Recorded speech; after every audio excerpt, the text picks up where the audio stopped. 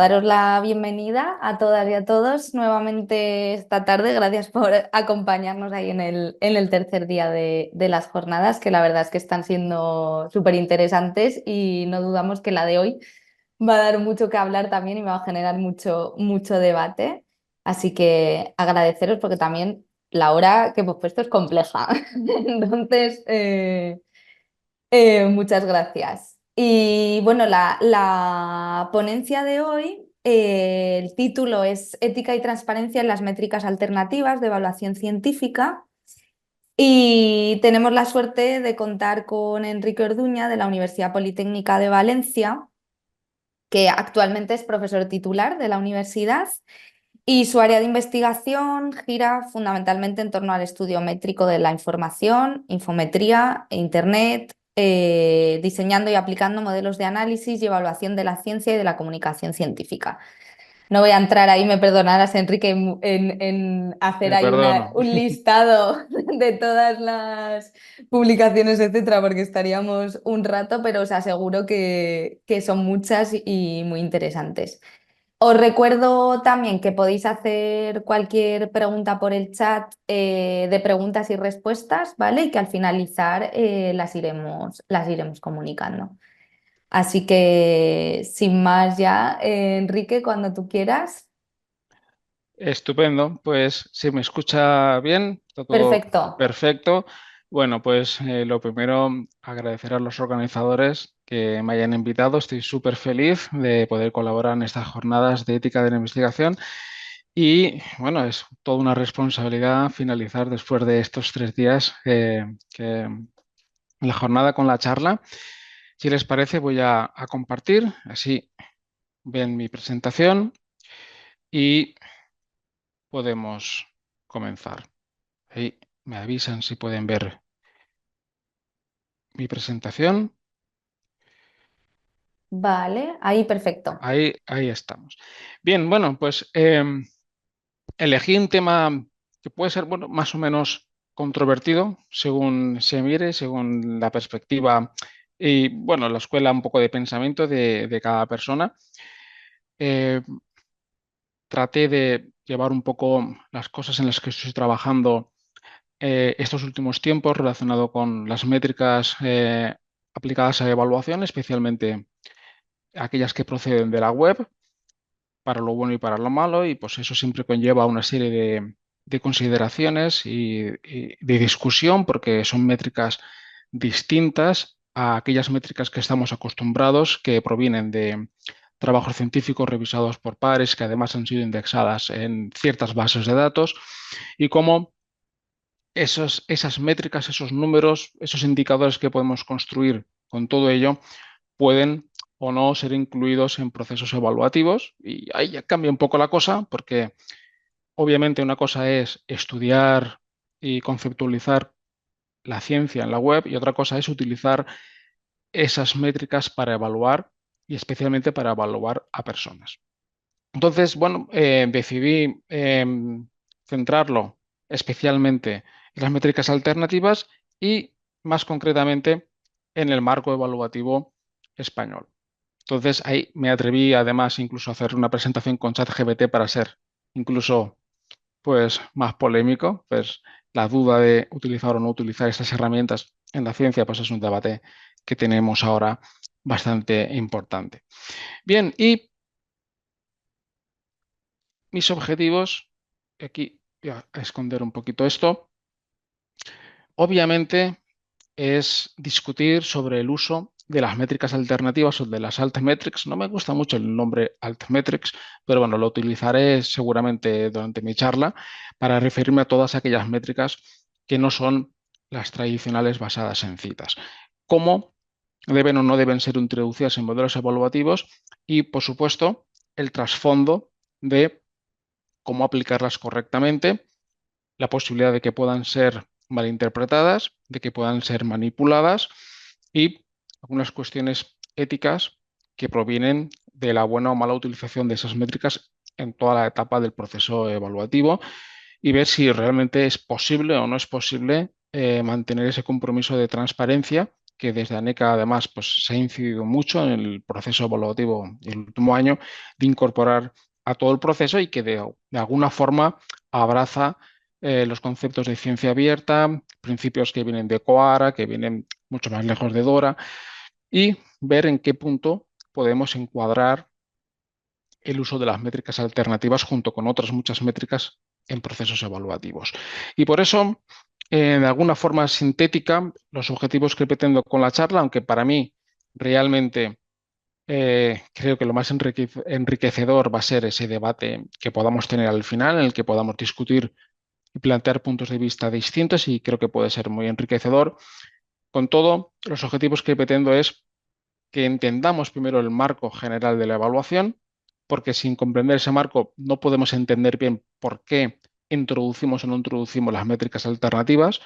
Y ahí cuando se decide introducir las métricas alternativas, ya comienza otro discurso que viene después. Cómo las utilizamos y qué ocurre si son utilizadas de forma correcta o de forma incorrecta. Por lo tanto, lo primero es entender que sí, las métricas alternativas están introducidas en los procesos evaluativos, especialmente en los sexenios, que me centraré un poquito más.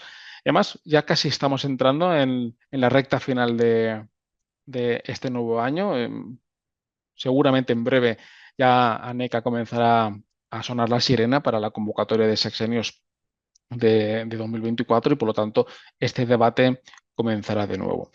Cómo esas métricas, tanto las tradicionales como las alternativas, se combinan, se mezclan y en parte del proceso evaluativo se narran y en esa narración va a haber, va a ser una parte muy importante a la hora de ver cómo las personas solicitantes están introduciendo y justificando esos números, esas métricas que provienen de fuentes alternativas y de alguna forma discutir qué riesgos comporta utilizar o no utilizar esos indicadores, que creo que es de alguna forma, más allá de la ética, más allá de la transparencia, esos riesgos quizás constituyen el eje vertebral del discurso.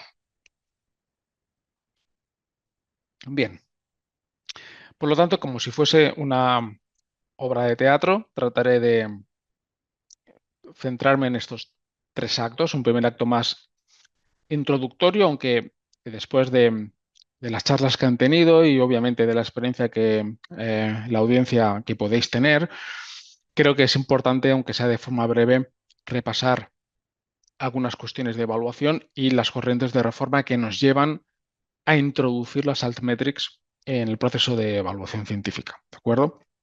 A partir de ahí, entro en un segundo acto en el que tras un pequeño paso por algunos conceptos de sexenios, especialmente de los cambios introducidos en la convocatoria del año pasado, que es la convocatoria disruptiva, por decirlo de alguna forma, algunas cuestiones básicas sobre altmetrics en cuanto a ventajas e inconvenientes y el uso de esas altmetrics en la parte narrativa o lo que estamos llamando la bibliometría narrativa o la narración bibliométrica o como quieran llamarlo. Y finalizaremos con la discusión de algunos elementos que para mí son importantes y unas conclusiones finales que de alguna forma reflejen el sentir de este discurso y que podamos entrar en un terreno de la discusión y del debate final que, como decía, pues creo que puede ser muy interesante. Bien, comencemos pues por lo primero de todo, que es la evaluación. Voy a tratar de ser muy rápido aquí para ir rápidamente a la parte nuclear de la presentación. Muchas veces cuando estamos hablando de evaluación y el contexto de las altmetrics es en evaluación, no en otro lugar, por eso quiero remarcarlo, nos preguntamos por qué estamos evaluando y es una pregunta importante. Los motivos por los que evaluamos son distintos y diversos y en distintas etapas y procesos de la evaluación y del trabajo académico. Obviamente podemos querer evaluar para certificar que un trabajo, más que un trabajo, un resultado de investigación es correcto, tiene un mínimo, un marchamo, y ahí pues estamos ante un tipo de control, como pues el peer review, o una formación, que es la relación que se puede establecer entre un doctorando o doctoranda y sus maestros, maestras que pueda tener. También hay un proceso de evaluación en el que certifica que se ha llegado a un cierto nivel. Bien, hay un segundo motivo importante para evaluar, que es esto tan ambiguo, tan genérico, que es para conocer qué ha ocurrido con el resultado de investigación. Es decir, ok, el resultado cumple con unos criterios, se publica o pasa un proceso y el trabajo comienza a circular y comienza a circular tanto dentro de la comunidad científica como fuera de la comunidad científica. Eso es importante, porque va a marcar mucho el objetivo de las altmetrics. Y puede generar un cierto impacto, una palabra conflictiva, eso especialmente para la gente que viene de sociología, que viene de sociales, de unos ámbitos distintos a la bibliometría pura y dura o más de documentación, ver realmente qué influencia están teniendo esos resultados de investigación, y eso es algo que necesitamos medio largo plazo para conocerlos. Obviamente, la evaluación se puede realizar para justificar simplemente la obtención de dinero para llevar a cabo un proyecto de investigación a largo plazo o para promocionar personas. Y aquí tenemos un punto algo conflictivo. Una cosa es hablar de un resultado de investigación, hablar de un trabajo, de un capítulo, de un software, ver quién lo utiliza, quién lo menciona, para qué ha servido, qué cosas ha podido transformar. Y otra cosa es cuando lo aplicamos a una persona con todos los riesgos y toda la responsabilidad que supone la decisión de un sí o un no en un proceso evaluativo. Bien, además, este proceso de promoción es lo que a veces me gusta llamar como un proceso evaluativo de segunda generación, porque realmente en este proceso evaluativo evalúo cosas que ya han sido evaluadas con anterioridad, es decir, aquellos resultados de investigación ya evaluados vuelven a ser evaluados por segunda vez. Esto ya lo tenemos y, sin embargo, el impacto que ha tenido esos trabajos está por determinar y, una vez determinado, se introduce de nuevo en el proceso evaluativo. Esto lo dejamos de alguna forma aparte, porque ahora no nos interesa demasiado, pero sí los anteriores. Y una de las preguntas que además incidiré después, y creo que es un tema de debate, es quién tiene que determinar este impacto. Este impacto lo tienen que determinar las personas evaluadas, las personas evaluadoras. Y cómo se tiene que hacer ese trabajo, dónde se tiene que mirar, qué cosas se tienen que considerar para poder ser introducidas en este, digamos, saco de evaluación de una persona en el que vamos a introducir muchas cosas. Y eso, obviamente, es un problema difícil de resolver en el que pues, se puede hacer que con la mejor de las intenciones y aún así va a tener un sistema subjetivo importante. La aplicación de estos procesos evaluativos, como he dicho más o menos en la diapo, en la slide de antes, se puede aplicar a cosas distintas. Se puede aplicar lo que yo llamo artefactos, que es al final pues, el resultado de investigación plasmado en una tipología documental, la que sea, no necesariamente una tipología que haya pasado un proceso de revisión por pares y veremos que eso es conflictivo y lo veremos un poquito después, pero bueno, ese proceso de evaluación puede ser aplicado a publicaciones, material utilizado y se ha quedado un poquito fuera y a software. Disculpas que se quedó un poquito fuera del cuadro. Y obviamente a otros elementos y especialmente a los actores. Aquí tenemos a las personas que pueden ser evaluadas como por ejemplo en el procedimiento de los sexenios. Bueno, personas o cualquier otro nivel agregado superior, porque obviamente podemos evaluar institutos de investigación, podemos evaluar universidades y, bueno, otras agregaciones, pero nos centraremos en las personas. Bien, cuando tratamos de generar un sistema de evaluación, un instrumento que me permita evaluar personas, entramos en un proceso complejo que me tomo la libertad de introducir un poco antes de entrar en el Saltmetrics, porque creo que es relevante. Un proceso en el que, ante todo y sobre todo, tenemos que tener claro para qué estamos evaluando. Es un instrumento que evalúa qué y para qué. Esas son cuestiones muy importantes y que a veces nos perdemos cuando miramos un listado de criterios muy largo, ¿no? El que pues al final los que nos dedicamos a la investigación tenemos que concurrir. Por lo tanto, lo primero es, obviamente, según la filosofía y las políticas de evaluación que vienen de arriba, del gobierno, generar un instrumento que se acople a la política de evaluación.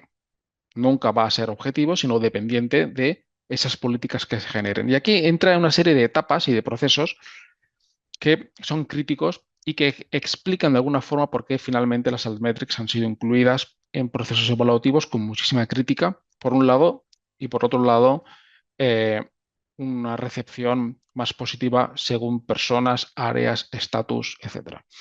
Primero, ¿qué cosas queremos evaluar? Si no sabemos qué queremos evaluar y para qué es complicado. Pero bueno, pues podemos querer evaluar la productividad científica, podemos querer evaluar el impacto de esa productividad científica, que son dimensiones distintas. Uno puede publicar mucho sin impacto alguno, otra persona puede publicar poco con muchísimo impacto. Alguien puede tener muchísimo impacto dentro de la comunidad y nulo fuera y al revés. Por lo tanto, establecer qué dimensiones queremos evaluar es muy importante. Una vez tenemos distintas dimensiones que están alineadas con los propósitos del instrumento que queremos utilizar, empezamos una etapa de más o menos como capas de cebolla. Vale, pues ahora vamos a pensar en distintos indicadores dentro de cada una de las dimensiones que tenemos. Por lo tanto, si una dimensión es la productividad, pues vamos a buscar indicadores de productividad. ¿De acuerdo? Dentro de los indicadores veremos métricas, tendremos distintas métricas para medir la productividad, ¿de acuerdo? Dentro de cada métricas, distintas fuentes que me van a proporcionar esas métricas, fuentes bibliográficas que me van a dar información sobre la productividad o sobre el impacto, sobre la dimensión en la que esté trabajando. Todas estas etapas son complejas y decidir una fuente o excluir otra fuente comporta muchos problemas. Incluir o excluir una métrica comporta también muchos problemas. Es decir, parece sencillo, pero esto a nivel luego de implantación es un proceso complejo. Cuando tenemos todo esto hecho, del 1 al 4, viene una etapa de establecer pesos. Obviamente, si yo tengo muchas fuentes, muchas métricas, muchos indicadores y varias dimensiones, tengo que establecer una forma de ponderar. Es como un examen al fin y al cabo. Es decir, ¿a qué voy a dar más peso? ¿A qué voy a dar menos peso? ¿Voy a dar más peso a las publicaciones en la Web of Science? ¿Voy a dar menos peso a las lecturas en Mendeley? Bueno, puede tener una lógica, no tenerla, pero siempre alineado con los propósitos del instrumento de evaluación y de la fuente que financia esa evaluación. Y establecer unos umbrales si fuese necesario. Es decir, usted tiene que cumplir un mínimo requisito para que esta dimensión de la evaluación esté aprobada. Bien, y esto es lo que trabajamos en el equipo de ANECA el año pasado, en el que estuve participando como miembro de la comisión que rediseñó el sistema de evaluación por sexenios. No sé si eso es bueno o es malo, ya me he ganado muchísimos enemigos en la audiencia. Fuimos un equipo eh, multidisciplinar desde distintas escuelas de pensamiento y tuvimos en cuenta muchas cosas, pero estamos ante un proceso muy difícil, obviamente, en el que contentar a todo el mundo es complicado. De ahí un poco este proceso que estoy haciendo para que se pueda entender. Y en ese proceso de evaluación, como previo a entender las métricas que tenemos, surgen fricciones, surgen problemas entre los distintos actores que intervienen en ese proceso de rediseño. Y creo que pues, es interesante. Tenemos a la agencia, en este caso es ANECA, que es una agencia que evalúa, pero no decide la mayoría de las cosas, obviamente, y que actúa realmente como un mediador entre muchísimos agentes distintos. Y tenemos, por seleccionar solamente los elementos más importantes para la charla, tenemos unas personas que van a ser evaluadas, que quieren que la evaluación sea eh, muy rápida, obviamente, y que quieren hacerla bien y quieren comprender ese procedimiento, cómo se está realizando. Tenemos a los comités técnicos, que son las personas que van a evaluar a estas personas. No los he conectado directamente porque no quería complicar el dibujo, pero aquí tenemos a los comités de ANECA que también quieren evaluar rápido. O sea, aquí concuerdan pueden tener más o menos conocimiento en lo que están haciendo, pero aquí en algunos casos podemos detectar ciertos intereses en las personas que están evaluando. Tenemos proveedores de datos, aquellas bases de datos que proporcionan información y que van a ser o no utilizadas en el instrumento evaluativo, un comité externo que va a sugerir qué es lo mejor para evaluar, el procedimiento, va a elegir y a excluir bases de datos, van a tener sus ideologías, van a tener sus escuelas de pensamiento, gente más cercana a la parte cualitativa, gente más cercana a la parte cuantitativa, ciertos, en algunos casos, intereses concretos, pero van a haber fricciones entre estos elementos. Obviamente los proveedores van a querer que los expertos incluyan sus bases de datos en sus sugerencias. Por ejemplo, los comités van a querer que el proceso sea rápido y que quizá estén familiarizados con un proveedor y no con otro y quieran seguir utilizando ese proveedor. Son relaciones complejas que explican a veces por qué suceden o no suceden las cosas.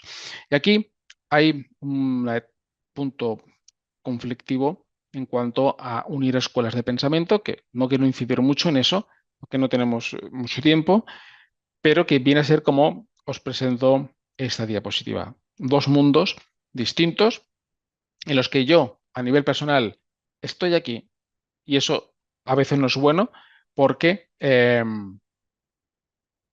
no te etiquetan correctamente. A veces las personas necesitan saber si tú estás aquí o tú estás aquí. Creo que el proceso evaluativo tiene que combinar lo mejor de ambos y esto es un problema que el uso de las altmetrics tiene y que veremos de aquí a un poquito. Sabemos que la evaluación cualitativa que está ganando peso, especialmente con Coara y con todo el movimiento que viene detrás desde la ciencia abierta, tiene una serie de ventajas y una serie de inconvenientes en el proceso evaluativo. Sabemos que el uso de la narrativa pura y dura permite evaluar carreras dispares, carreras que se separan del mainstream, evaluar disciplinas en las que no se basan en citas y por lo tanto o en elementos cuantitativos sin más y es muy difícil. Y además está centrada en la mejora si se realiza bien. La persona evaluada, viendo esta evaluación, puede mejorar. Una evaluación cuantitativa no está orientada a la mejora del producto o del artefacto que haya podido presentar a evaluación. Pero obviamente es lento, es muy caro y sobre todo, y aquí incidiré después, es muy difícil localizar personas que realmente puedan hacer esa evaluación correctamente. La crisis en la evaluación, en el peer review, no está solamente en las revistas, sino también está en los proyectos y en la evaluación de actividades como los exenios y acreditaciones. Y siendo muy gráfico y algo humorístico, a veces ese proceso de revisión por pares, esa parte más cualitativa, pierde cierto sentido cuando la persona que me está evaluando no sabe lo que está haciendo. Y ese es uno de los grandes problemas que tenemos y que se acrecenta con las altmetrics porque ni siquiera los expertos en altmetrics comprenden muchas cosas de las altmetrics y menos las personas evaluadas que van a utilizarlos en sus procesos evaluativos. Bien. La parte cuantitativa, por tener el espectro completo de lo que estamos haciendo, tiene obviamente ventajas. Es muy rápido, muchísimo si yo tengo un sistema preestablecido, una base de datos con toda la información. Me permite comparar cosas, facilita a las personas que mandan tomar decisiones, no necesariamente buenas, pero eh, acelera, más que facilita, acelera a tomar decisiones y es supuestamente objetivo, por eso lo he puesto entre comillas. Es decir, 5 citas son 5 citas, no son 4, son 5. El número es objetivo, pero la interpretación no es objetiva. Seguramente si preguntase a cada persona de la audiencia qué son 5 citas o qué son 20 citas, qué significa tener 20 citas o 15, pensaréis cosas distintas. Por lo tanto, cuidado con ser objetivo con los números. Y obviamente una serie de inconvenientes, y esto afecta mucho a las altmetrics porque obviamente estamos ante una evaluación cuantitativa que se suma a otras ya preexistentes. No funciona en muchas disciplinas. Fijaros que esto aplica también a tanto a las citas tradicionales como a las métricas alternativas.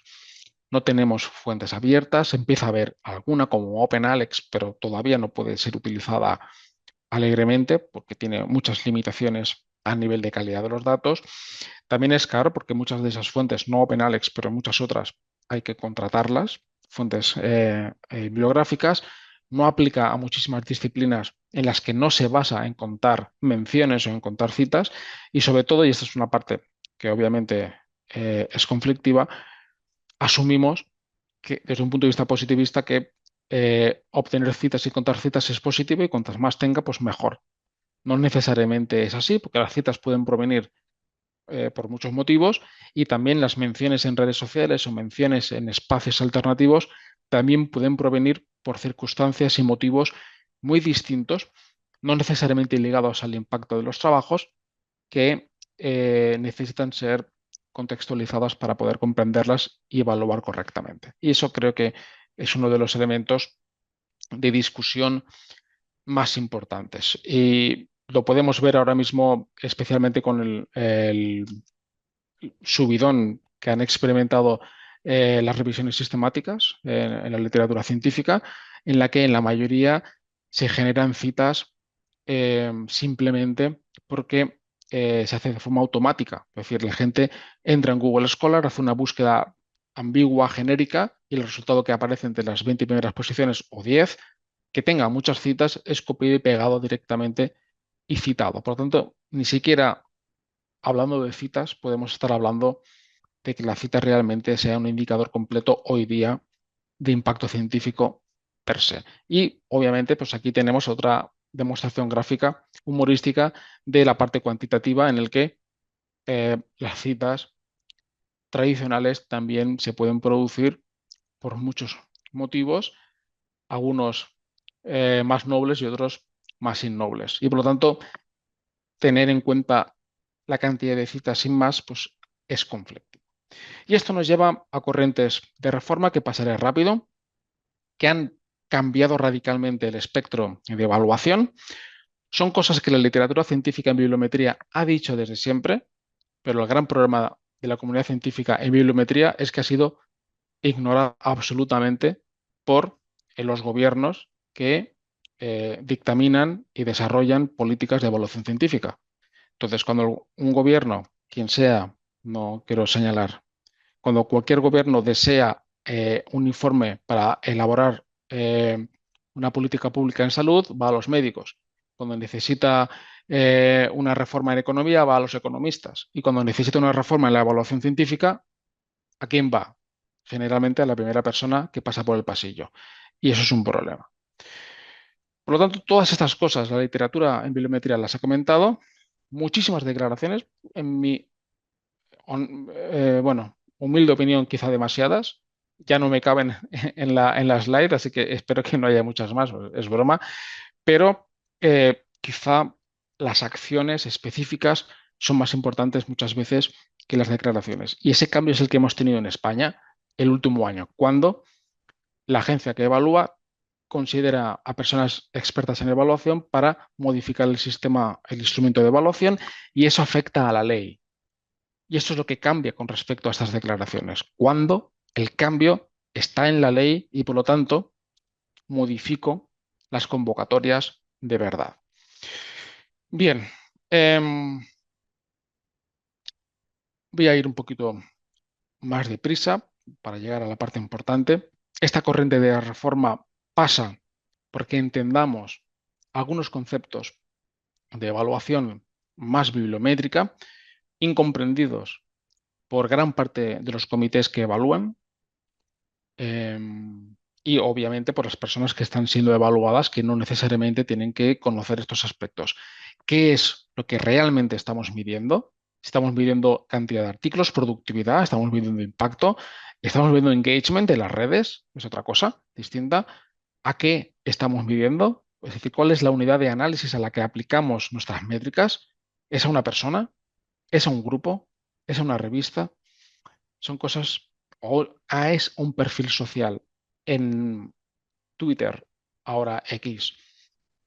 ¿Y dónde estamos midiendo? Estamos midiendo en Google Scholar, es una cosa muy distinta, hay dimensions, y lo mismo es. No es lo mismo medir con un agregador de Altmetrics que medir con otro agregador de Altmetrics porque va a dar de resultados diferentes. Son aspectos que no se comprenden. Igual que no se comprende el factor de impacto y era masivamente utilizado y es masivamente utilizado en los procesos de evaluación, aunque como esta gráfica ilustra perfectamente, y no quiero centrarme mucho porque se me va a ir el tiempo, es un indicador que no nos sirve para evaluar a las personas. Sirve y mucho para otras cosas, pero no para evaluar a las personas porque es un promedio esperado de citas por artículo en una revista, en un periodo de tiempo concreto. ¿Y qué significa? Significa que el factor de impacto de una revista es construido por 2 o 3 artículos altamente citados en ese periodo. El resto de artículos tiene 0 citas. ¿Y qué significa? Que me están evaluando mi trabajo por el impacto que han tenido otros trabajos que han publicado en esa misma revista, no por el impacto que tuvo mi trabajo. Es decir, es una cuestión absurda, con un montón de sesgos. No significa que no quiera utilizar el factor de impacto, pero jamás tiene que ser determinante en un proceso de evaluación. Puede utilizarse, tiene un sentido, puede informar quizá de la dificultad en publicar en un lugar y no en otro, pero no necesariamente del impacto que tiene el trabajo y además una auténtica falta de formación por parte de los equipos que evalúan, ¿de acuerdo? Y esto además lo he experimentado en primera persona. Esto es el resultado de un informe ante una alegación en un proyecto de investigación en el que se me dice que la revista profesional de la información no está en JCR. Y eso es la contestación a mi alegación, ni siquiera es el informe original, porque ponían la tilde y no le salía la revista en JCR. Esa es la persona que estaba evaluando mi solicitud de proyecto. Una persona que ni siquiera sabe buscar por ISSN en una base de datos. Y eso es un grave problema. Las corrientes de reforma vienen en estos bloques, que no me voy a centrar en todos porque no tengo tiempo, pero viene en cuanto a lo que significa utilizar indicadores más potentes, que evitemos los números brutos, y eso aplica a las altmetrics, y no evaluar la revista o el lugar donde yo estoy publicando, sino evaluar realmente mi trabajo. No me gusta la palabra article porque parece que todo tenga que ser artículos. Publication level metrics, podemos decir.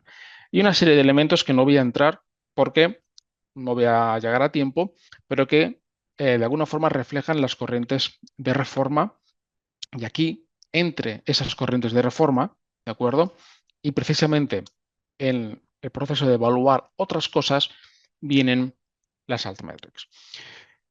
Las altmetrics no son únicamente métricas en redes sociales, que eso es algo que generalmente genera una cierta confusión en personas que no son expertas en el área. Podemos tener métricas en redes sociales, obviamente, podemos extraer datos de muchas plataformas en las que la comunidad científica entra y comparte documentos y en esa compartición se genera un uso, se genera una interacción que nos refleja el interés que la comunidad puede tener en un resultado o en un objeto concreto. Pero bueno, hay muchas más métricas.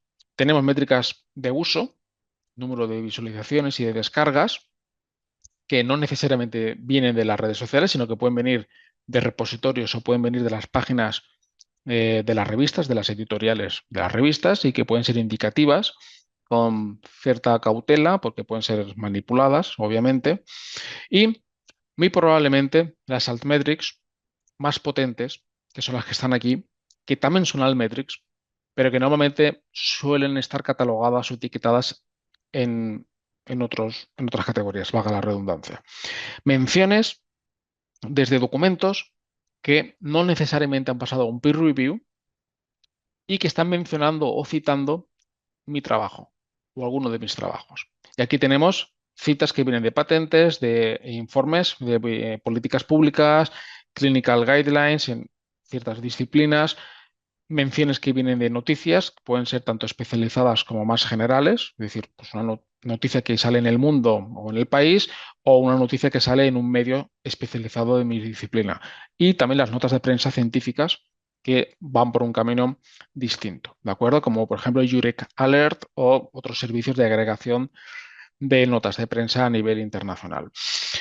Espacios que me generan una información, puedo decir alternativa, que va más allá de lo que me puede aportar contar citas y además citas de ciertos documentos que están alojados en ciertos lugares. Eso es un poco el motivo del auge de, de las altmetrics.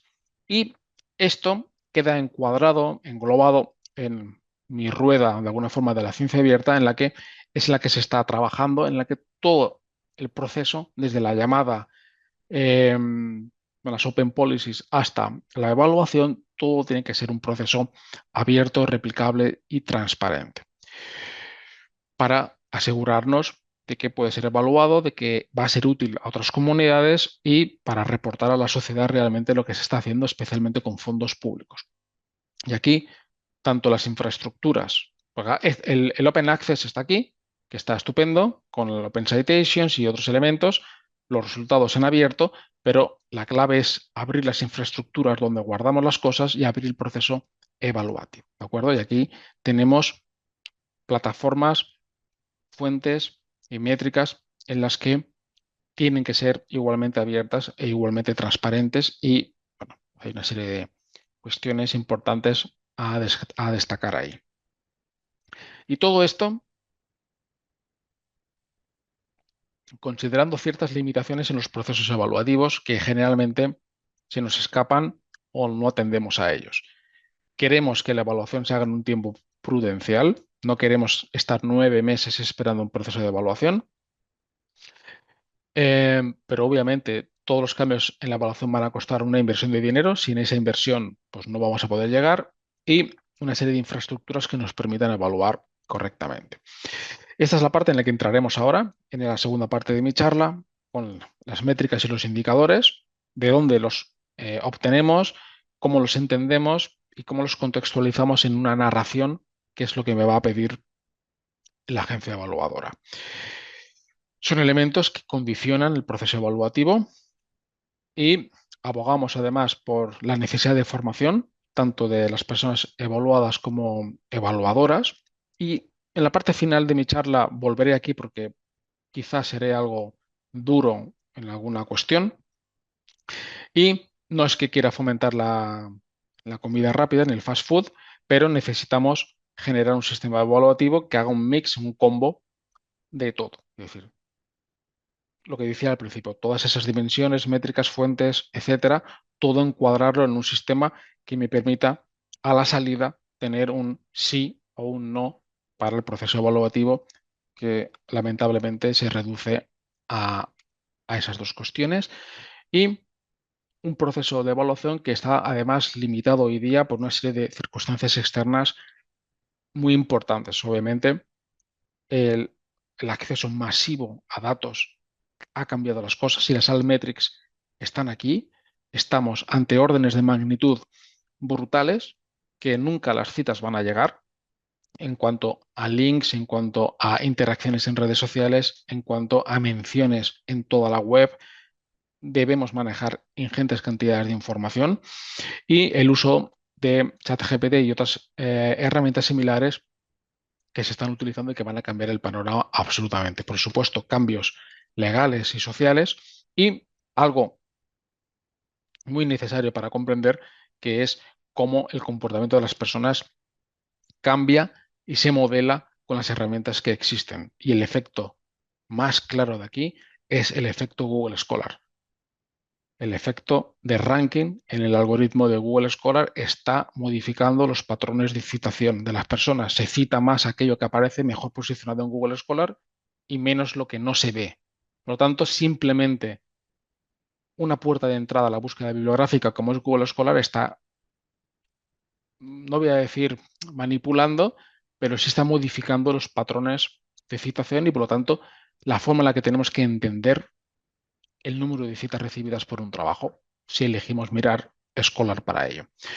Bien, y todo esto me sirve de contexto para entrar en el instrumento evaluativo. Hemos visto muchas cosas, que nos llevan a la necesidad de cambiar el instrumento de evaluación, y ese instrumento de evaluación se aplica en un instrumento muy concreto, también en las acreditaciones, pero nace en el contexto de los sexenios.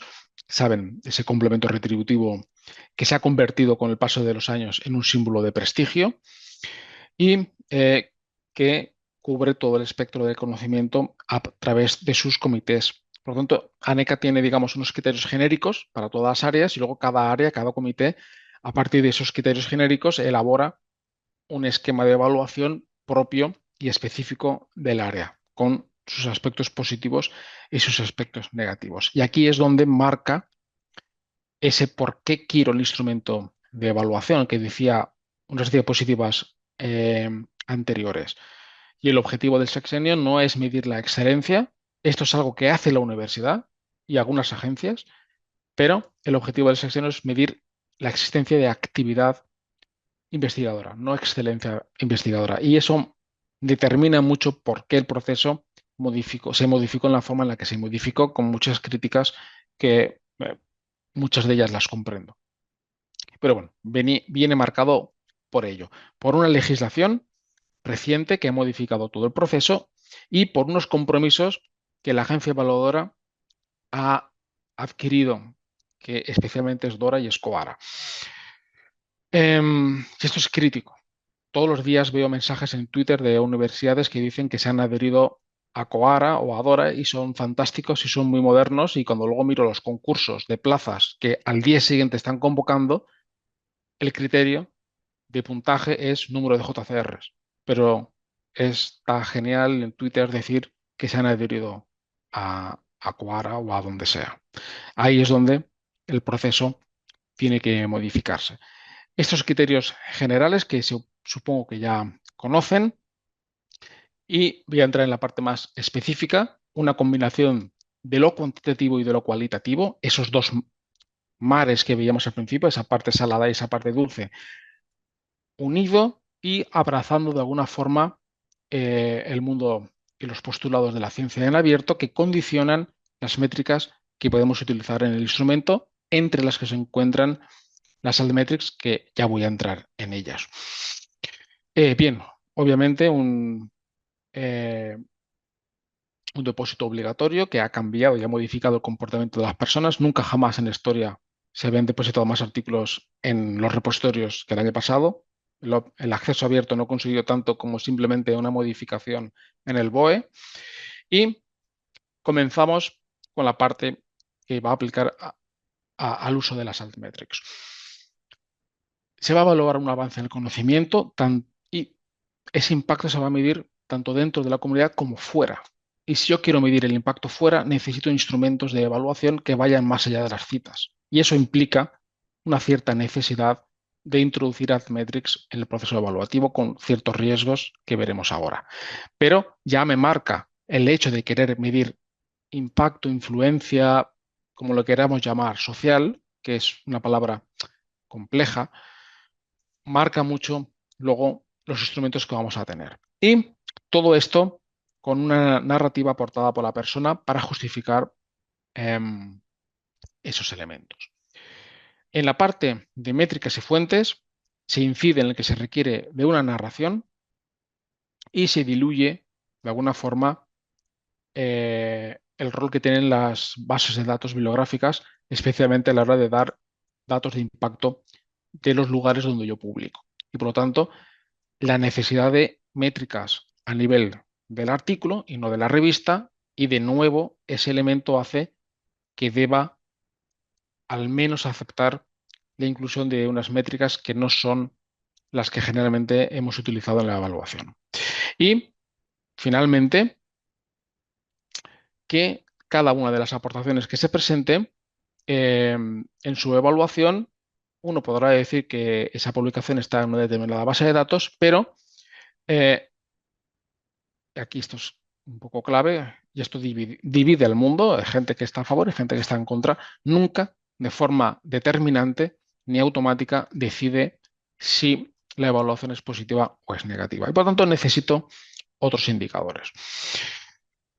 Unido a diluir el poder del JCR y el poder de las métricas de revistas y introducir otras métricas y por lo tanto necesitarlas, ANECA, tanto en acreditaciones como en sexenios, abraza el principio de confianza donde la parte de ética comienza a generar esa importancia.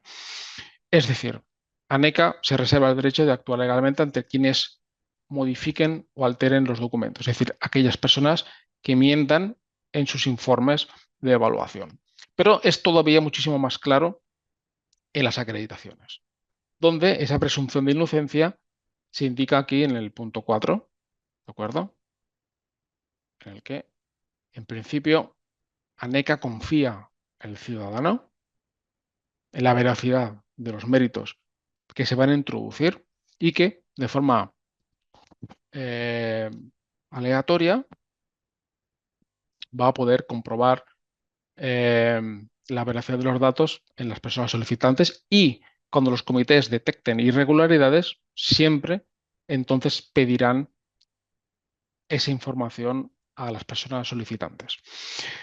Y eso es un problema tanto para las altmetrics como para las métricas tradicionales, especialmente en el contexto en el que nos encontramos de aumento de fraude científico a todos los niveles, de manipulación, de fraude, de engaño a todos los niveles. Y el caso del rector en la Universidad de Salamanca, muy conocido, y estos días de nuevo en la prensa, gracias al informe compartido en la comunidad por parte de compañeros de la Universidad de Granada, pues vienen un poco a entrar en la discusión. Por lo tanto, ANECA no va a ser dura en el inicio del proceso, sino que lo puede ser después. Y eso genera ciertas reflexiones en torno a qué ocurre cuando las personas mienten eh, o simplemente aportan datos erróneos o falsos en sus procesos de evaluación. Y eso obviamente es especialmente importante en las altmétricas porque son más fáciles de manipular que las otras métricas. Pero eso no significa que las otras métricas no se puedan manipular. Todas las métricas se pueden manipular y de hecho se manipulan. Y la primera de ellas es el factor de impacto. Por tanto, aquí tenemos las distintas dimensiones que se introducen en el instrumento de evaluación. Tenemos tres dimensiones. Esta es la dimensión a la aportación, es decir, al documento.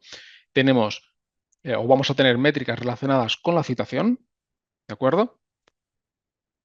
Con el uso que está teniendo esa aportación, la influencia social y la visibilidad social. Vemos que realmente en los cuatro hay altmétricas.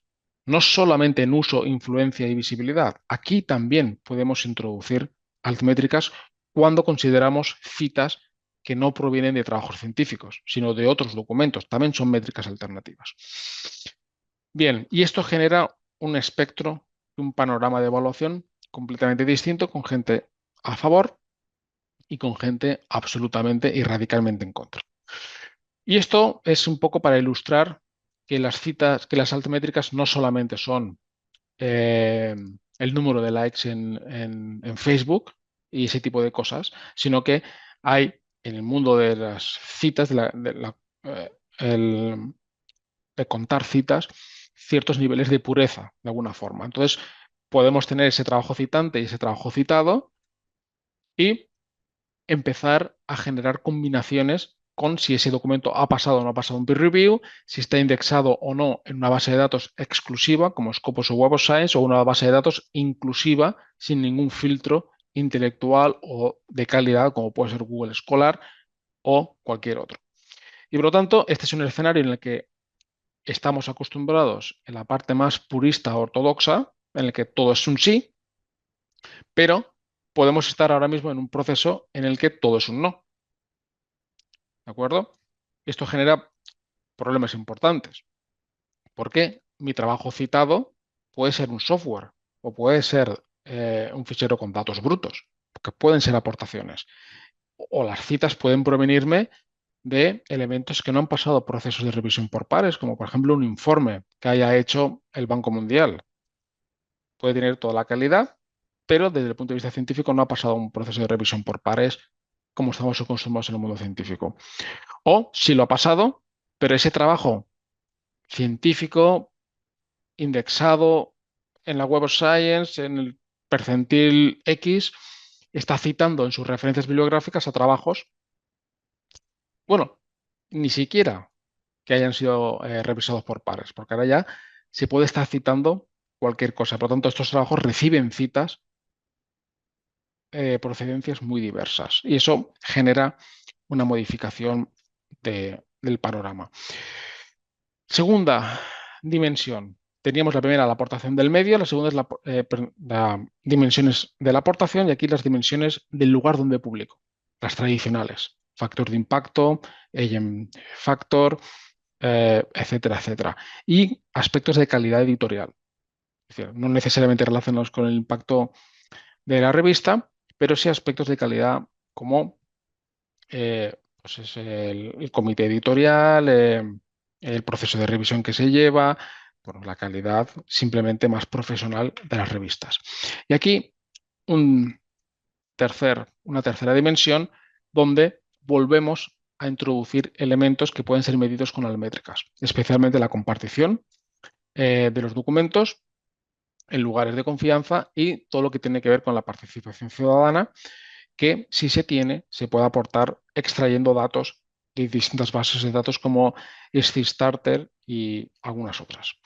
Bien, y eso genera un espectro, y voy avanzando un poquito, de evaluación que está tipificado aquí. Y tanto en el impacto científico como en el social, como en la contribución a la ciencia abierta, tenemos las altmétricas, ¿de acuerdo? Aquí avanzo un poquito.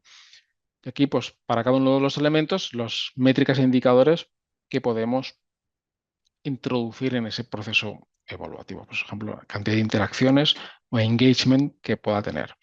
Bien, y llegamos a las métricas alternativas. Pondré ejemplos específicos en un par de diapos después, pero aquí, y es lo que quiero o me gustaría discutir ahora, después, es la necesidad o no de incluirlas en el proceso evaluativo. La literatura parece que deja bien claro que realmente sí están, sí están produciendo o dándonos unas evidencias alternativas, especialmente en algunas áreas no basadas en citas. Son hiper rápidas, especialmente algunas de ellas, como por ejemplo Mendeley. El número de reads en Mendeley es un predictor del número de citas por la naturaleza del indicador. Y esto es importante, no todas las altmétricas son iguales. No es lo mismo contar el número de likes en Twitter, que no tiene ningún sentido a efectos evaluativos, que contar el número de reads el primer año de publicación de un trabajo científico, que me puede dar mucha información, especialmente para los trabajos que se acaban de publicar. Si yo ahora en 2024 me presento a Sexenius y presento una aportación de 2024, tendrá 0 citas seguramente, pero puede que tenga muchos reads en Mendeley porque ya la gente se está descargando y está guardando ese documento en su librería en Mendeley para ser leído y quizá citado. No lo sabemos, pero quizá las correlaciones son altísimas, más de un 0,9 en algunas disciplinas. Es decir, aquello que se guarda en Mendeley muy probablemente es citado 1 o 2 años después. Por lo tanto, es algo importante. Y el volumen de datos. Estamos hablando de que la gran mayoría de trabajos tiene 0 citas y, sin embargo, en las Altmetrics vamos a estar trabajando con unos órdenes de magnitud, en algunos casos, muy grandes. No necesariamente significa que sea mejor, sino que vamos a tener mucha información en algunas métricas, en otras no, ¿de acuerdo? En otras no. Pero en algunas altmétricas o métricas alternativas el volumen va a ser elevadísimo. Bien, y entro a la parte importante, me va a permitir, siguiendo con los principios de la convocatoria, medir otras tipologías que se salen del artículo de revista. Y por lo tanto, yéndome a métricas a nivel de la contribución, pues puedo tener métricas que antes no podía tener. material complementario, datos, capítulos de libro, comunicaciones, que son actividad científica, que han podido tener cierto impacto, cierto recorrido, y si tengo esas evidencias, ¿por qué no aportarlas? Tanto de trabajos míos como de otros trabajos o otras tipologías que citen mis trabajos. Es decir, si tengo comunicaciones que citan mis papers, por decirlo de alguna forma. Bien, estas son ventajas. Pero las cosas en la vida no son tan fáciles y esas métricas han demostrado tener una serie de inconvenientes importantes. El primero, que muchas veces no sabemos qué significan, y menos las personas solicitantes. ¿Cómo traducimos tener 200 likes en una evidencia de impacto? ¿Qué significa tener 200 likes? Pues no lo sabemos. Realmente tampoco sé lo que significa tener 100 citas, pero bueno, hay un constructo social detrás que me ayuda a tratar de entenderlo. Pero hay muchas métricas que todavía no comprendemos totalmente qué significan. Son métricas que a nivel técnico les falta robustez, son muy variables, muchas veces son irrecuperables, muy dinámicas, cambian muy rápidamente, las citas son más lentas, muchas plataformas no permiten acceder libremente a esa información. También nos pasa con Scopus y con la Web of Science, muchas métricas son de pago. Hay que, sí, gracias a la FECIT tenemos acceso, pero no por ello significa que sea gratis.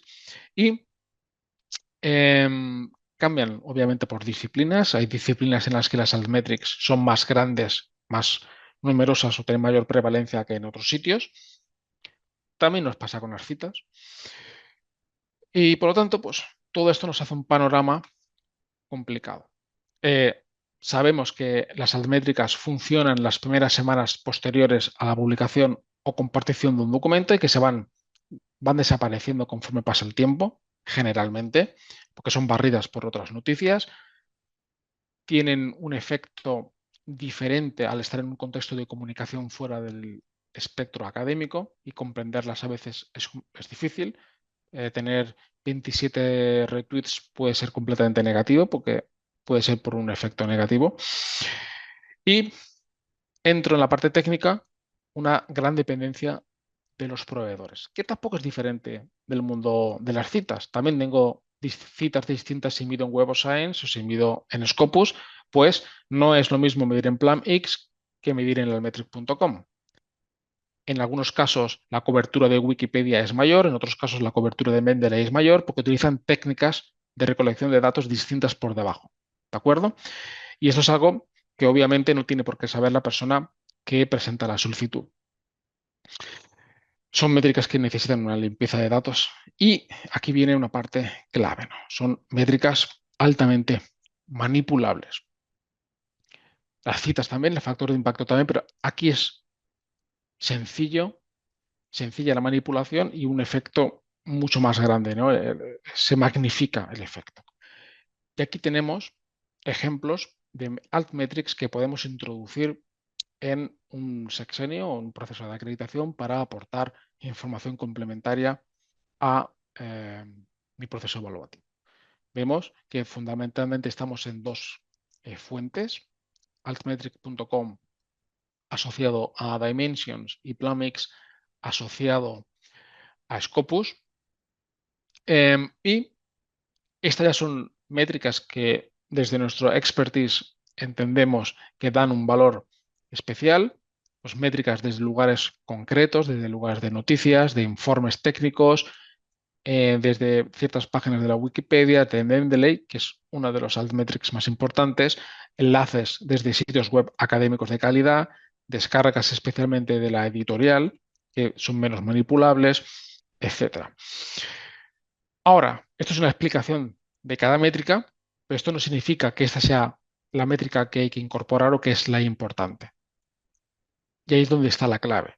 La manipulación rápida es en generar likes en Twitter, pero es que likes en Twitter nunca debe ser aportado en un proceso evaluativo.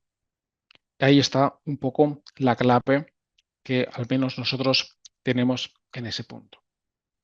Todo esto tiene que estar contextualizado en una narrativa. Es decir, la aportación Para cada aportación se buscan indicios y al final obtenemos métricas y esas métricas las contextualizamos.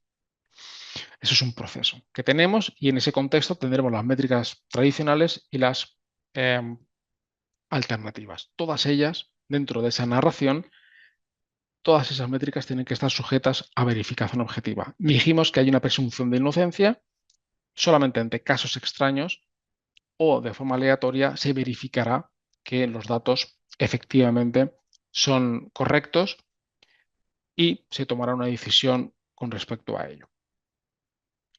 Hay cuestiones clave en la ética de una persona haciendo su narración y es aportar toda la información posible. Es decir, desde qué fuente específica se ha obtenido el dato, cuándo ha sido la fecha en la que esa fuente ha sido consultada y evitar comparaciones que pueden ser muy engañosas cuando son fuentes distintas con mecanismos distintos. La parte de transparencia por parte de la persona solicitante es clave, ¿de acuerdo? En ese punto. Y ahí hay un conflicto entre la persona solicitante y el equipo evaluador que comentaré un poquito. Toda esta narrativa tiene un montón de dimensiones que no quiero entrar ahora porque es otro debate, pero esa narrativa vuelve a incidir en que la información aportada tiene que ser replicable. Y bueno, surgen dudas. La persona puede haberse equivocado porque no lo entiende y ha aportado un dato que no era o no lo ha comprendido bien, o puede haber una manipulación flagrante del dato que se está aportando porque es fácil hacerlo. Es fácil que un bot, un robot, entre y haga un montón de likes o genere interacciones en un contexto de una red social. El problema de todo esto es que hay que contextualizarlo y hay que, en esos casos, medir si efectivamente eso está ocurriendo. Y se puede detectar. Es decir, se puede técnicamente detectar si ha habido un proceso de inflar las métricas alternativas. Y este es un proceso que la métrica ayuda de alguna forma. Cuando yo paso de citas completas, que era lo que existía un poco antes, a tratar de narrar y de contextualizar en mi narrativa de dónde vienen. Y aquí ya tengo altmétricas, ¿de acuerdo? Esto ya son altmétricas que ya estoy utilizando. Pero obviamente, cuando me voy a una métrica concreta, como el número de descargas, se aprecia mucho más cómo yo tengo que desagregar los datos. No se trata de que tú digas, tengo 350 veces descargas. Esto es fácilmente manipulable, pero cuando uno comienza a desagregar los datos y a explicarlos, es cuando claramente podemos ver dónde puede estar la manipulación y a nivel técnico se puede entrar en la fuente y se puede detectar si eso es un fraude o no es un fraude. Obviamente, la narrativa debe tener más cosas, es decir, hay evidencias no bibliométricas que deben ser incluidas a la hora de evaluar un trabajo. Voy rápido porque estoy casi en el tiempo, pero es importante esta diapositiva, esta slide. Digo diapositiva porque ya me hago mayor de mis tiempos.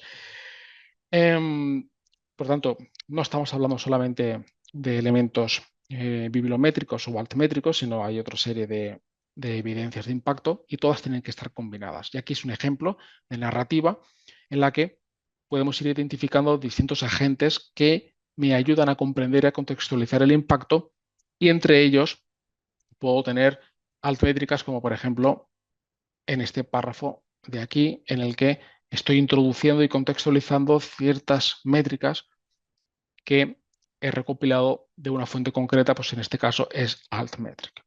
Y estoy resaltando que las menciones vienen de sitios que son claramente eh, reputados. Y esto es lo que tiene valor.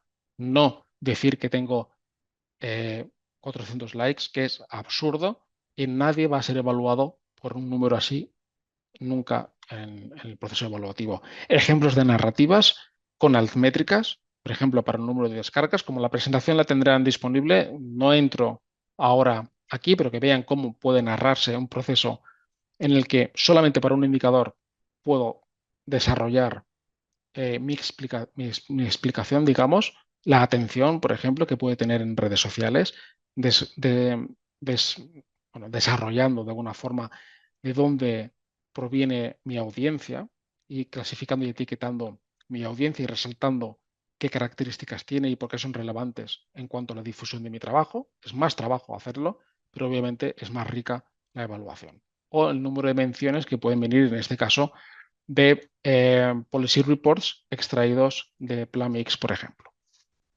Eso lo pueden ver con más tranquilidad después cuando tengan acceso aquí. Y entro, y ya estoy casi en el tiempo, en la parte final. Si me dejan 5 minutitos, sí termino. Aquí tenemos varias preguntas que creo que son las clave para el turno que viene ahora. La primera pregunta es, ¿se pueden manipular las métricas alternativas? Sí, por supuesto, y a gran escala, de forma masiva. ¿Significa eso un problema?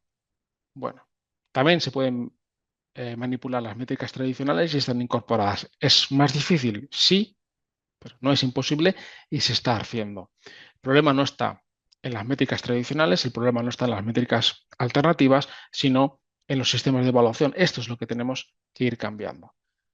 ¿De acuerdo? Y en mi punto de vista, el énfasis no tiene que estar en identificar el fraude y en castigar el fraude, aunque hay que hacerlo, sino el énfasis obviamente está en impedir que esas personas mientan de base, porque esto es, y permítanme la comparación, que no sé si es buena o mala, pero esto es como el mundo de la droga. La droga no se evita aumentando el número de redadas que se hace. La droga terminará cuando la gente no compre. Por lo tanto, la educación es absolutamente clave en todos estos procesos. Y cuando mentir no salga a cuenta, tanto por la penalización que pueda tener como por el efecto en la evaluación, que el efecto sea nulo, lo que tú puedas mentir, entonces no van a jugar a mentir. Pero mentir ocurre en todos los procesos. Esto es un ejemplo de trabajo en Google Scholar con más de 1.500 citas reales, la mayoría en trabajos científicos publicados indexados en Scopus y en la Web of Science, en la que citan este trabajo, que no existe. Y es una cita científica en un trabajo indexado en una base de datos de excelencia. Y citan un trabajo que es un ejemplo que se puso en una página web de una revista para ver cómo se citaba. Y se inventaron una referencia bibliográfica y todo el mundo está incluyendo esa referencia en sus trabajos porque ya aparece en Google Scholar, está muy arriba, hace una pequeña búsqueda, copian, pegan y jamás han accedido a ese trabajo y no lo han leído. Es decir, el problema no está en las métricas ni en las citas normales. El problema está en el comportamiento de las personas en las que publicar y ser muy citado es lo único importante. Pese a todo eso, a que pueden ser alteradas, pueden ser manipuladas de forma ciertamente masiva, ¿debemos incluirlas o no debemos incluirlas? Mi contestación es sí, sí debemos, pero de una forma muy controlada, muy moderada y que el efecto que tenga en la evaluación final sea limitado. Y esto hará que personas que puedan aportar indicios de calidad con estas métricas lo puedan hacer de forma optativa y el efecto que va a tener va a ser pequeño. Por lo tanto, aunque se pueda manipular y no se ha detectado ningún proceso evaluativo, eso no vaya a condicionar nunca la resolución final. Eso es difícil y hay que pulir mucho el proceso de evaluación, pero creo que eso es importante. Y en la narrativa se tiene que aportar la información suficiente para que se pueda recopilar los datos. Si no se aporta ciertos datos de fuentes, fechas y captura de los datos, esa información no debería tenerse en cuenta en el proceso evaluativo. Bien, y métricas más sofisticadas y más normalizadas y no obviamente datos brutos que no tienen ningún sentido, como decía antes, pues el número de retweets o el número de lo que sea. Bien, y aquí vengo a la parte más conflictiva y casi estoy terminando. ¿Quién debe recolectar los datos y quién debe hacer todo ese trabajo? Ahora mismo eso recae en las personas solicitantes y eso es, a mi juicio, lo que tenemos que modificar en el proceso de evaluación. Creo que hemos recorrido un camino que era necesario y que ha sido positivo, pero falta un paso más y ese paso más es que las personas no recolecten esa información porque no saben. Mi punto de vista, que no es el único y obviamente va a haber gente que piense de forma distinta, las personas solicitantes solamente deberían aportar el identificador de los trabajos sometidos a evaluación. Y, si acaso, un informe con las evidencias no bibliométricas que veíamos en unas diapositivas atrás. Ahora no las encuentro. eh, Acá, este tipo de evidencias. ¿De acuerdo? Bien, esas dos cosas no tienen que aportar nada más. Un equipo de especialistas en biometría son los que con los identificadores tienen que recopilar todos los datos altmétricos y biométricos y generar un informe. Y un segundo equipo ya de especialistas en la disciplina con toda la información aportada, con el informe y con la parte métrica, generar su informe final narrado de la evaluación y eliminar trabajo a las personas que están siendo evaluadas y que van a hacerlo mal. Y por lo tanto, ese proceso de manipulación también se va a diluir en parte. Y ya elementos conclusivos, ya me pasa un poquito de tiempo, os pido perdón. Las métricas alternativas tienen ciertas ventajas, obviamente tienen inconvenientes, pero no menos que otras métricas que están siendo utilizadas y por lo tanto creo que su uso sí debe estar presente. No esperemos medir impacto científico porque estamos midiendo otras cosas, hay que tenerlo muy claro. El debate es si queremos medir esas otras cosas o no. Ahora mismo la convocatoria dice que sí y que el esfuerzo evaluador, en mi opinión, debe recaer en el equipo evaluador y no las personas que están siendo evaluadas. Bien, no sé si me he pasado mucho de tiempo. Dejo así de compartir para poder ver y bueno, quedo a vuestra disposición para cualquier pregunta, debate que queramos tener. Muchísimas gracias, Enrique. No, está bien, además yo creo que hay un cierre, o sea, perfecto para terminar.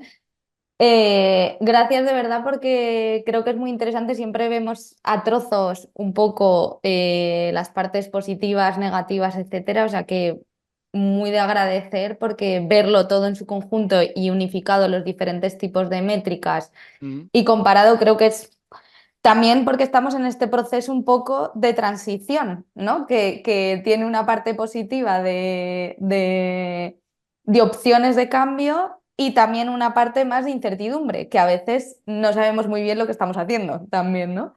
Entonces, bueno, abro un poco la mm, ronda de preguntas. claro.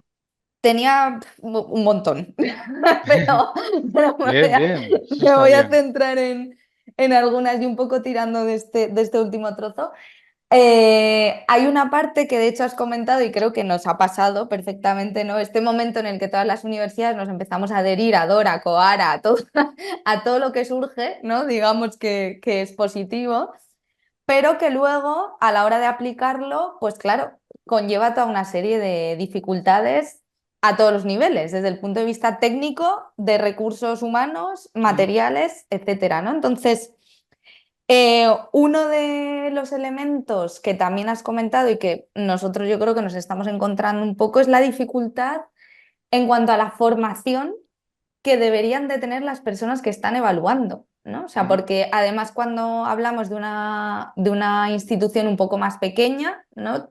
No hay tantas personas, como tú comentabas, que puedan hacer ciertas valoraciones y luego ya que encima tengan un conocimiento profundo sobre ciertos temas también es muy difícil a la hora de hacer las evaluaciones. Entonces, la pregunta sería, ¿qué tipo de formación mínima, ¿no? deberíamos considerar o deberíamos darle a esos equipos que creamos para hacer ciertas evaluaciones, ¿no? Dentro de la universidad? bueno, sí, eso es un tema conflictivo. Por ejemplo, desde ANECA se hizo varios Mm. cursos formativos a los comités. En mi opinión, creo que se debería haber hecho más horas, pero bueno, los tiempos son los que son. En la universidad, pues no es algo muy diferente. Generar cursos, quizá lo que nos falta es esa asociación que pueda canalizar cierta acreditación de conocimientos bibliométricos, como sí que hay en otros lugares. De hecho, el nuevo presidente de ISI, de la Asociación de Informática y Bibliometría, tiene eso un poco en la cabeza. Yo creo que como conocimientos, lo que se hace falta es tener claras bases de datos bibliográficas, con su cobertura, con sus ventajas, inconvenientes, limitaciones, un conocimiento mínimo en los indicadores bibliométricos, webmétricos, altimétricos, un mínimo de habilidad estadística muy básica, tampoco hace falta especialmente mucho. Y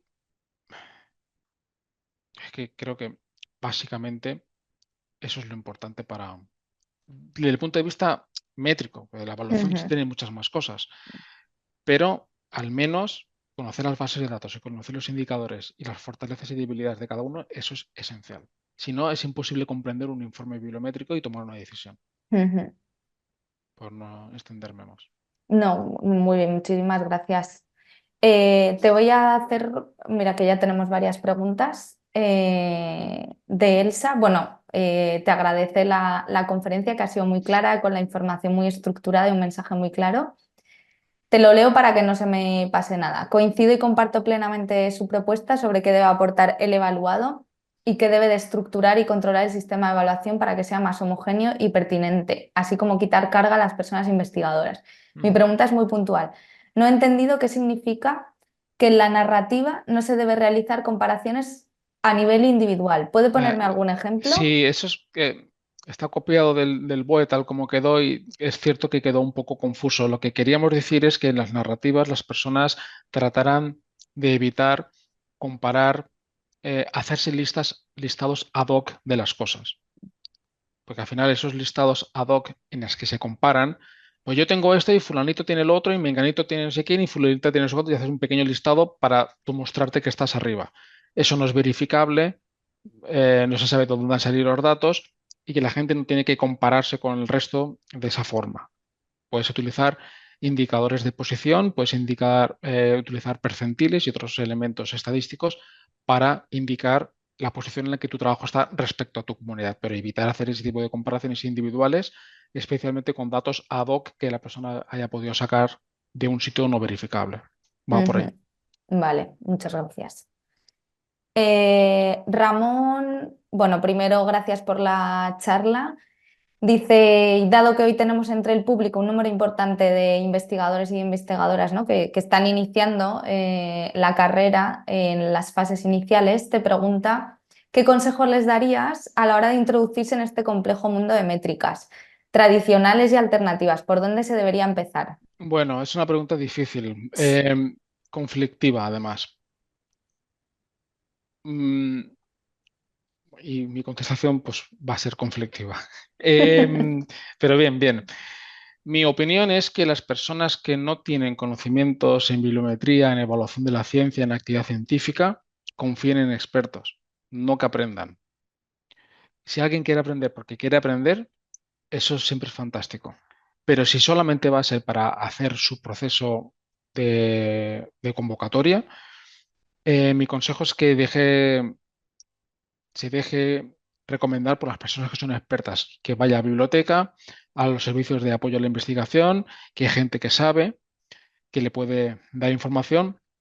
También, obviamente, hay empresas que se dedican a eso, pero bueno, eso es otro punto de debate importante, ¿no? Cómo se introduce el sector privado en todo este proceso es más conflictivo.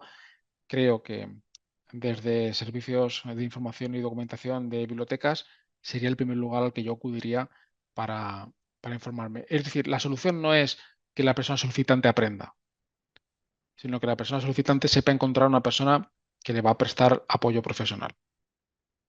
Esa sería mi posición. Y relacionado con esto, claro, estaba pensando también,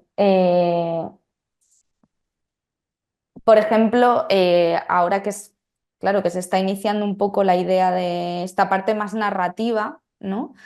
Y que tú comentabas que deberían aportar, digamos, como esos mínimos y quizá una parte de narración de eso que han realizado, ¿no?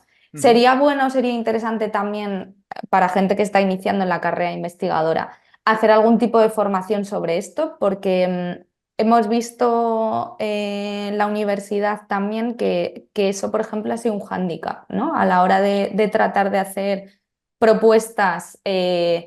En las que queríamos evaluar, imagínate, no sé, un premio de no sé qué, ¿no? Y se ha planteado, bueno, pues que se haga un elemento teniendo en cuenta estas métricas, pero también que se aporte una parte narrativa. Hemos visto que ahí hay ciertas dificultades a la hora de plantearlo, ¿no? Quizá por Sí, ahí. sí, sí, es una parte. que está muy asustada la gente, ¿no? En general. Bueno, se sale un poco de lo que es la parte de las altmétricas en concreto, es un poco más general, pero voy a ello. La gente puede saber mucho de su área, puede saber mucho de su paper, pero no necesariamente saber explicarlo en una narración para que el equipo evaluador lo entienda, especialmente si va a introducir métricas que desconoce. Entonces, cómo redactar narraciones en convocatorias creo que es importante. Y además es que no solamente es para sexenios, es que también en la acreditación y también en los convocatorios de proyectos nacionales ya es necesario eso.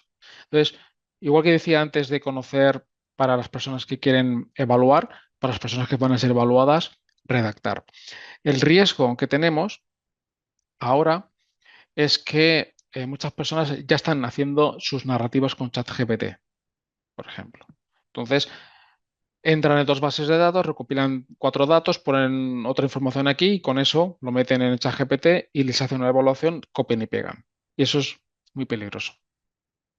Entonces hay que enseñar realmente a cómo estructurar esa narrativa y cómo incorporar la parte de indicadores métricos y altmétricos combinados con el resto de méritos de una forma coherente. Es como volver a aprender a escribir, entre comillas, ¿no? No quiero decir eso, pero escribir Ujú, académicamente ese tipo de piezas que tienen un límite de espacio y que al final la persona que te lee te va a juzgar, te va a evaluar y sabes que tienes que darle la información que necesita para su evaluación. Entonces, hay que hacer formación. ujú. A ver, te leo otra pregunta. Ana María Moriaga dice, muchas gracias por la conferencia. Siempre tengo la duda acerca de lo que ocurre con las métricas y las humanidades, que no aplicamos modelos matemáticos para nuestro análisis y se siente muy forzado el participar de revistas indexadas en temas sociales. ¿Cómo llegar cómo llegar, por ejemplo, de investigación acción humanitaria a una revista indexada de alto nivel? Bueno, de- es complicado. Aquí la filosofía del cambio es que no necesites realmente llegar a una revista indexada de primer nivel en humanidades para poder obtener la evaluación positiva. Es realmente la contestación.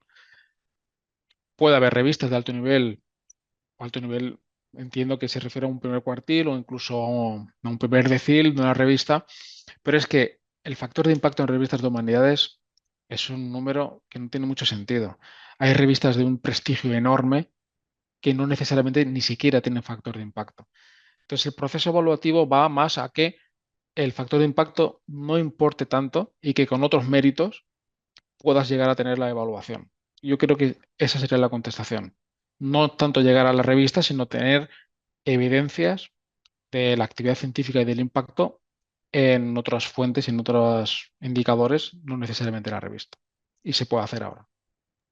Claro que sería también lo que comentabas antes, ¿no? Y además en estas jornadas que estuvo comentando también Pastora y ayer Joan, también elementos adaptados por disciplinas, ¿no? O sea, de hecho una persona del público comentó, bueno, es que yo soy de ciencia básica, en no sé qué ámbito no voy a puntuar, ¿no? O eso, yo vengo de humanidades, yo también hay ciertos Sí, ámbitos pero en los que... ahora y centrándome especialmente en sexenios, porque yo me he centrado también en ese Ujú, instrumento que es el que más conocía, ya se adapta. Quiero decir, hay unos criterios genéricos y luego cada comité, el comité en el que están las ciencias humanas, se adapta en la medida de lo posible a las características de esa comunidad en la que los cuartiles no tienen mucho sentido.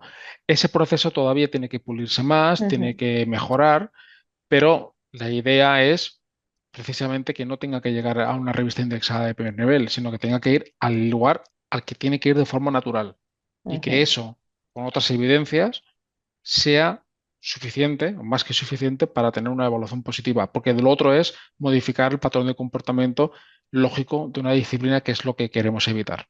ujú.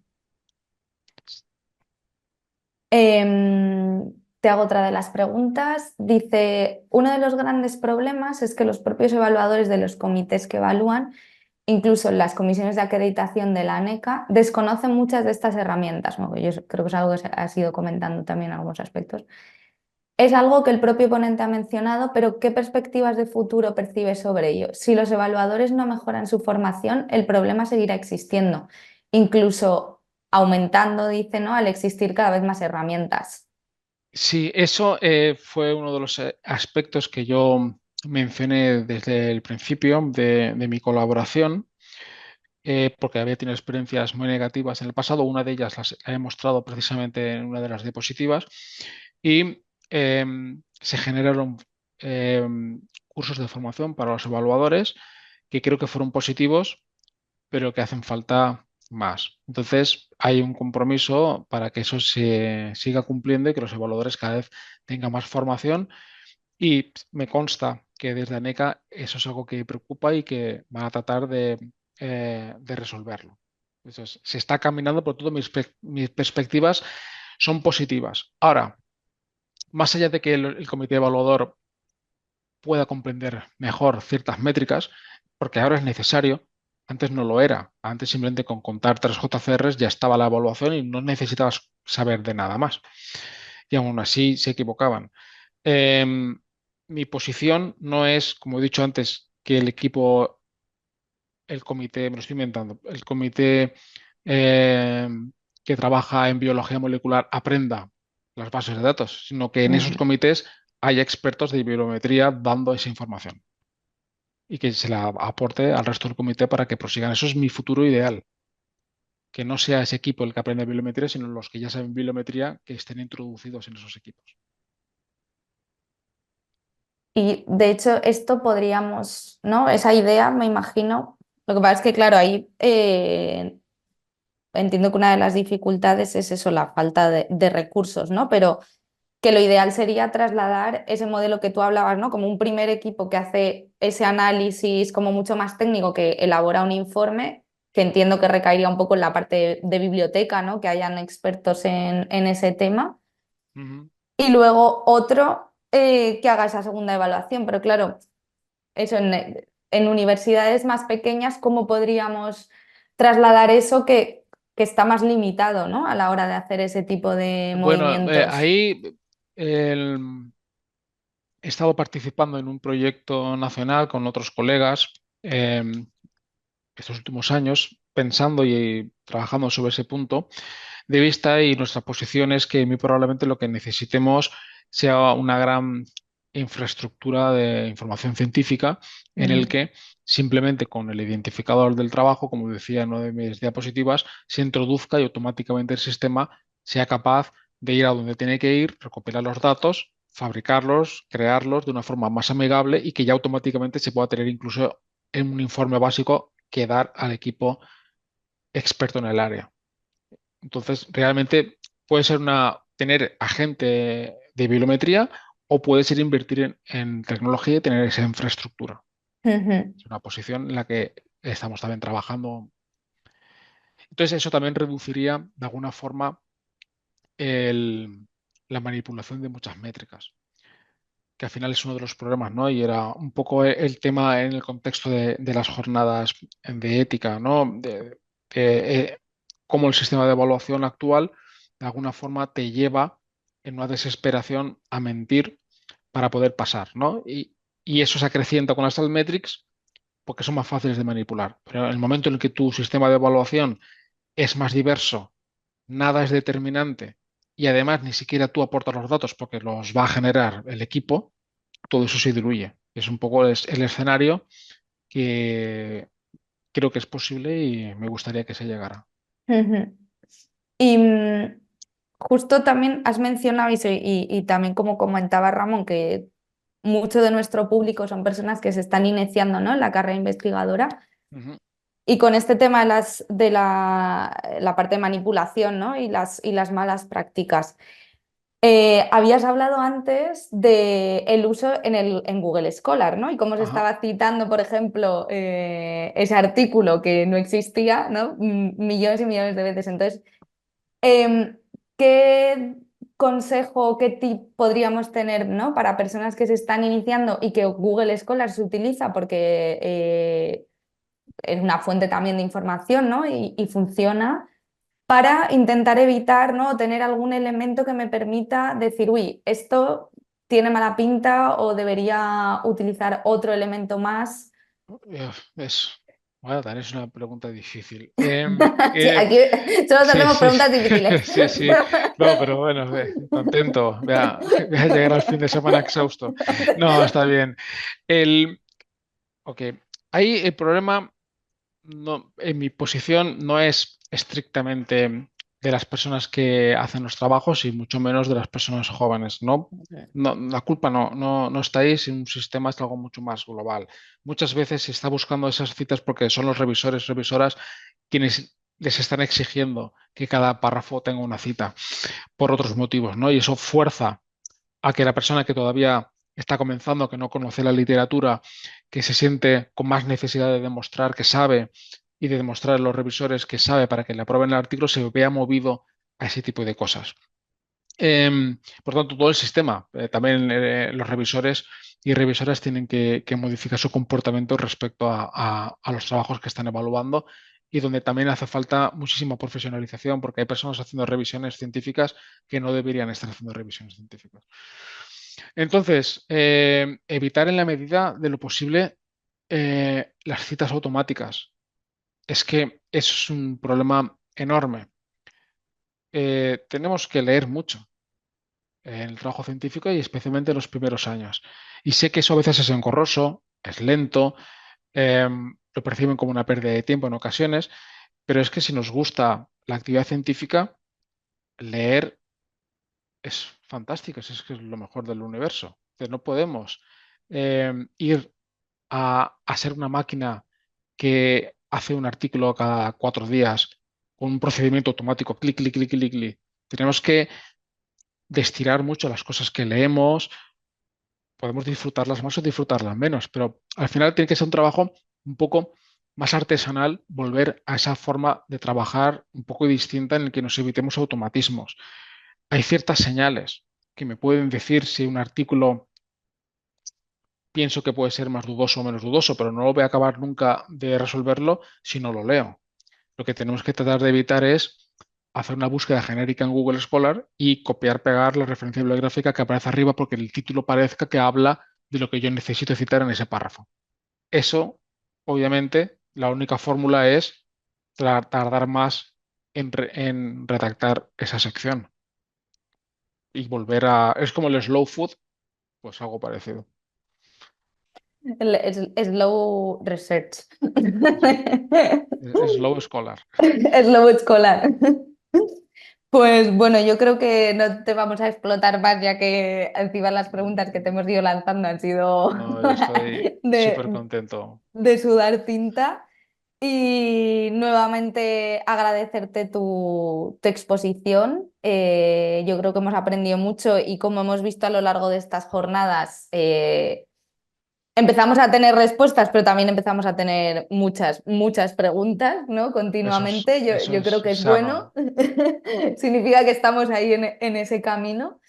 Y nada, daros también las gracias a todos los asistentes y asistentas y por acompañarnos estos 3 días y continuaremos en ello hasta el año que viene. Así que muchísimas gracias y gracias, Enrique, de verdad.